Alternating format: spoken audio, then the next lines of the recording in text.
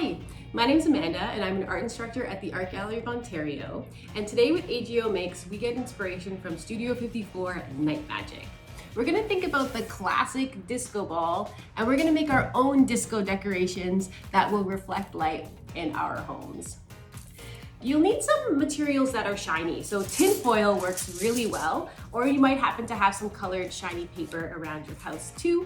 You'll need some cardstock or cardboard, something just a little bit thicker, some scissors, a glue stick, and some string. Tape's always helpful too. And you might want to add some embellishment, so you might want to get some highlighters so we can add some color, or maybe you have some sequins or jewels that you can add too, or other materials that kind of catch the light. So cellophane, different colors like that too will work really well. Let's get started. So the first thing you want to do is pick your shape. This one here is a star. And the way we made this is we'll need to make two star shapes, and we're gonna cut a slit, one at the top, one at the bottom, and I'll show you how. You can do any shape that you want. For my example here, I'm gonna start with a classic circle shape, kind of more like a classic disco ball, but you can do any shape. You could do stars, you could do moons. My first example was a rainbow. You could even do an animal. Maybe you wanna do an octopus, maybe you wanna make an underwater disco ball, whatever you can think of. You're just gonna wanna draw two of the same shape. There. Now we have to cut our slits so that way we can square them together. We're gonna need one slit at the bottom and one slit at the top. And this part you kind of wanna measure. So you're really gonna want the slit to go right down the center. So what I'm gonna do is I'm gonna use a straight edge and I'm going to measure the middle of my shape. I wanna kind of be as exact as I can be. And I'm gonna make a line. A nice faint line down the center. And I want this to be in the same spot on both of my objects.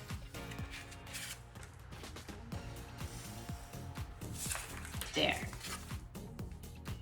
I'm just gonna identify the middle and make a little dot, just like that, on both of them in the center. And on one, I'm gonna cut that slit from the bottom, like that. And on the other one, I'm gonna cut that slit from the top. If your paper is a little bit thicker, you might need to make your slits just a little bit bigger. So I'm actually cutting a little bit more there out, just so that way it's a little bit thicker, will allow for a little bit more paper. These two will fit together.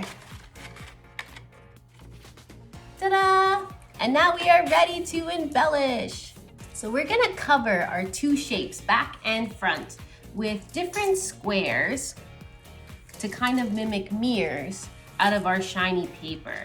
Now I had some already colored shiny paper. This is some tin foil here. This is a larger sheet of tin foil. And what's cool, if you wanted to, you can actually color on the tin foil. Highlighters tend to work really well as it actually stains the tin foil. And you could do this before,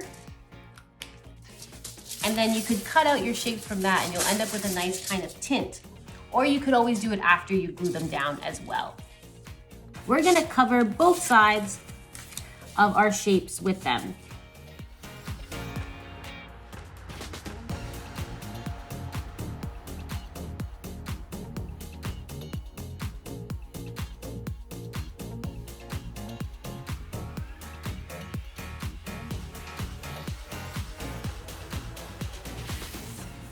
So I've entirely covered my two circles with shiny pieces. As you can see, some I've done all in the traditional silver, the silver foil. Other sides I've done more in like a rainbow pattern. You can do whatever you like. As you can see, you don't have to do both sides the same. You can kind of mix it up. And I did add some sequins and glitter, up to you if you want to do the same. And there it is, so cool. I added a string there, just tied it along the center and just tied a knot at the top so that way I can hang this and watch it spin. I also added a bit of a tail. That's just some colored cellophane that's cut into strips with a few added gems and jewels on there for extra shimmer. We'd love to see what you make as well. Give us the hashtag AGO Makes so we can see your different decorations and disco balls too.